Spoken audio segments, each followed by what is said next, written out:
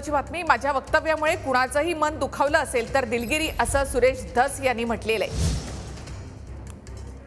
तर माझ्या वक्तव्यामुळे कुणाचंही मन दुखावलं असेल तर दिलगिरी व्यक्त करतो, असं धस यांनी म्हटलं। प्राजक्ता माळीबाबत माझ्या वक्तव्याचा गैरअर्थ काढण्यात आला, असं धस यांनी म्हटलंय।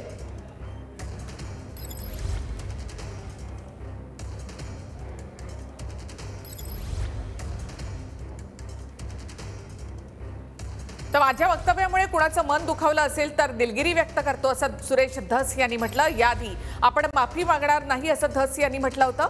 मात्र प्राजक्ता माळी यांनी महिला आयोगामध्ये देखील तक्रार केलेली आहे।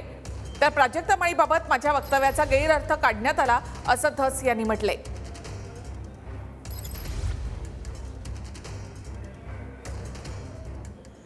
मला त्यांचा अपमान करायचा नव्हता किंवा त्यांच्या चारित्र्याबाबतीत तर बोलण्याचा विषयच नव्हता।